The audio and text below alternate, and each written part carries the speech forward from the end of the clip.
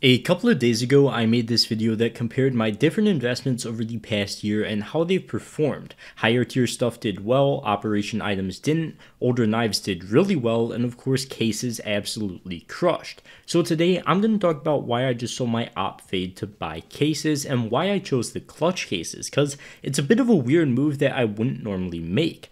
But just before we get into it, check out how to get a free $5 trading with the sponsor SkinsMonkey. SkinsMonkey is a great way to get the actual value for your skin and not lose a lot of money while trading for skins that look great. You can easily trade the junk you have sitting around for good investment items that can earn you money over time, or trade for a knife that's been doing incredibly well price-wise long term. And once again, free $5 bonus at the top of the description.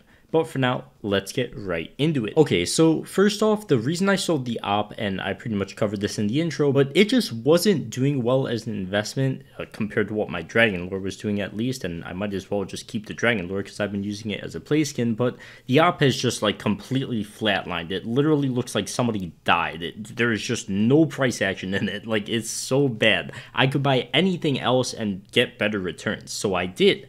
So far, I have around 650 clutch cases, I believe. I've got some leftover buff balance, so I'll probably end up getting a bit more, and I also just bought a flip knife marble fade as well with the balance I got from selling the op fade, for the simple reason that older cases are doing well, prices are starting to pick up with them, and I just view it as something stable. So if the clutch cases don't do all that great, at least I didn't put all my eggs in one basket, and I don't really want to buy the revolver case because it's like doubled in the past month. I would rather just buy the clutch case at this point. But the reason I chose the clutch case instead of anything else, especially the revolver case, is because of a couple things. First off, the initial spike up to like mid 80 cents that we saw in the clutch case during the first few hours only after they got removed from the drop pool. People were waiting for these things to get removed for ages, and they instantly took off. Obviously, we saw a big pullback like we always do after an active case gets removed from the drop pool, but we've already seen them start to pick up in price pretty significantly, which is one of the reasons I bought them. But one of the reasons people are kind of questioning this decision from me is supply. But honestly,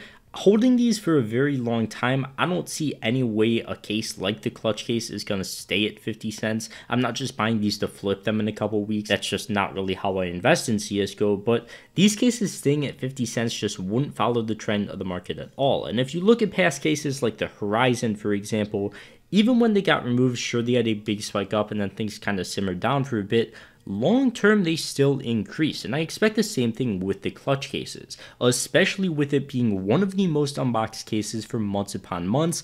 I don't think this thing is going to stay at 50 cents for long.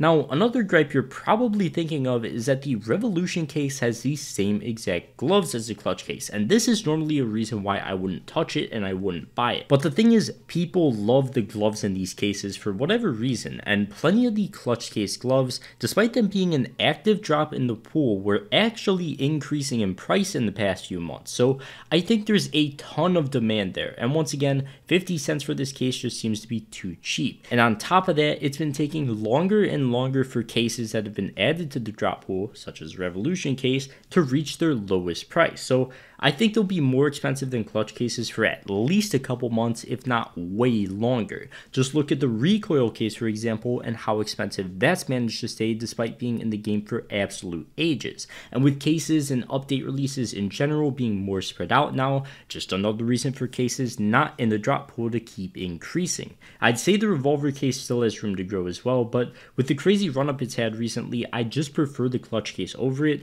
I still think the revolver case is going to increase, but I think their clutch case has much more potential for gains, I guess you could say. Like, even with the CS20 case hitting 40 cents recently and it being one of the least unboxed cases in the game and worst performing cases investment wise up until recently, the fact that it still gets up to 40 cents just makes me think the clutch case, with good gloves and proven good unboxing numbers consistently, can absolutely perform great too. But once again, it's a long-term investment. If things are a bit up and down these first few months, which I expect them to be, I ain't gonna be surprised, and I ain't gonna sell, of course.